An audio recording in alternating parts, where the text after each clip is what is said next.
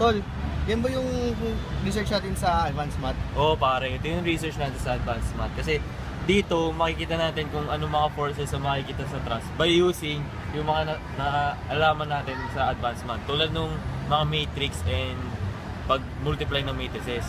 Pero doon, pwede rin mechanics ang ma-apply doon. Kumbaga, related siya sa civil engineering.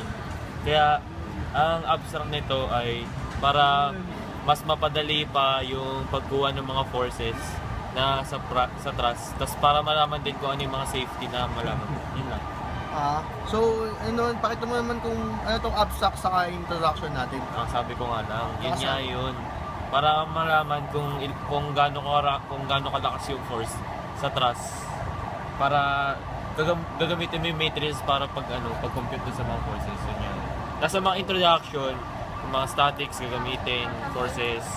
Tapos yung matrices nga, yung operation of matrices, yun yung Importante gagamitin. yun. Lesson natin sa advanced math yun eh.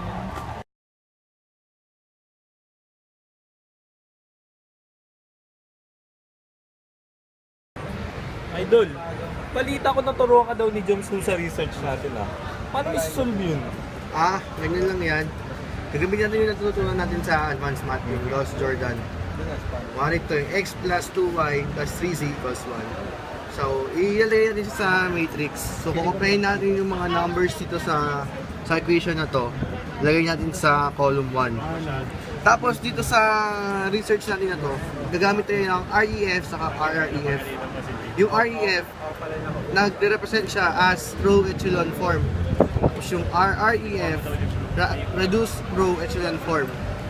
So, gagawin natin, it performs ang REF on the upper triangle to where we have only pivots left and corresponding answers. So, naalala mo yung upper triangle, di ba? Oo, natatanda ko Yung mag-zero tayo, tapos gagawa tayo ng triangular ng mga zero. Tapos itong dalawang method na to can break down. However, yung mga equation, pag linearly independent sila,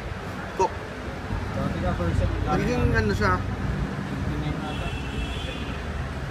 iba yung interpretation natin sa nangyayari din sa body.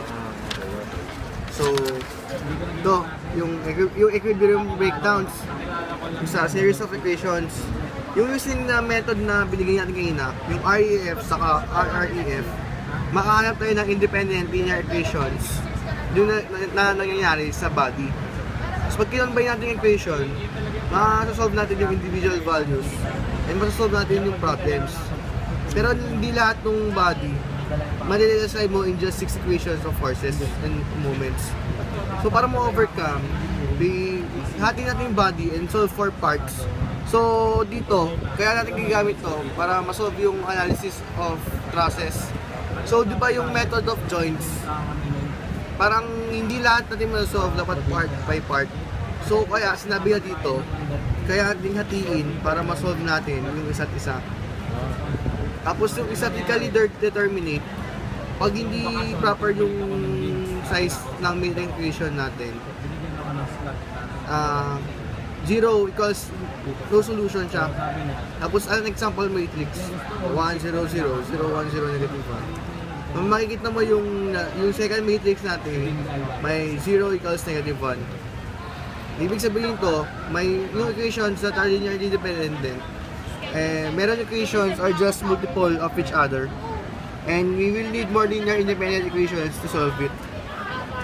For example, if our earlier matrix had returned something like this, so nakita mo itong 1, 0, 0, 0, 0, 1, 0, negative 1, 0, 0, 1, 1. Doon sa third line natin, may 0 equals 0. Kasi sabi nito, hindi stable yung value natin. And that it will not have any load without further reinforcement. So, ito yung experiment natin. Ito yung experiment natin. And method analysis. So, ganito yan, pre. Makikita mo tong trust na to. Oh. Gagamitin natin yung RRE sa RREF para solve to. So, kukuha natin lahat ng equation natin per joints. So, ito yung mga nakuha nating equation. So, ito yung mga nakuha nating equation. So, makikita mo naman, ang unang natin, R1. So, R1 is N1, A, B, C, D, E, F, G, H, I, J. So nakikita mo tong R1 natin. Ito. Oo. Diba ang coefficient yan 1? So ayan, 1. Tapos 0. Tapos negative 1 half. Tapos yung B natin negative 1. Tapos follow mo lang siya. Parang yung sa... Parang rin sa nalagay tayo ng matrix. Naalala mo yung quiz natin na kapag walang x2 equals 0 yun. Oo, tama. Ayun. Ganyan lang. Tapos, pag nakuha na natin to, using RREF, we get this result. Ayan, pre. Nakita mo na yung parang sa ano natin, lesson natin. 1, 1, 1, 1, 1. So, pag na-solve natin to, lalabas ng equation na to. So ito na yung answer niya. Oo. Magaling. Medyo mahaba nga lang, ano? Oo, medyo mahaba. Sa kaya, hindi natin makapakita lahat. Kaya, pero, pag nakita mo naman, similar lang siya dun sa pag-solve natin, dun sa lessons natin ng Rose Jordan.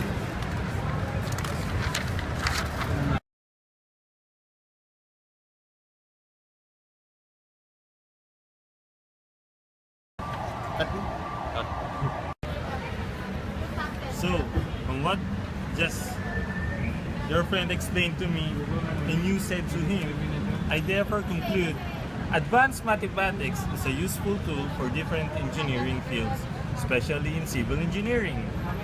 By using this tool, we can solve large number of variables in an easy way. In addition, it is interesting to note many of the calculus theorems used in engineering classes are proved quickly and easily through advanced mathematics. That's what I have learned.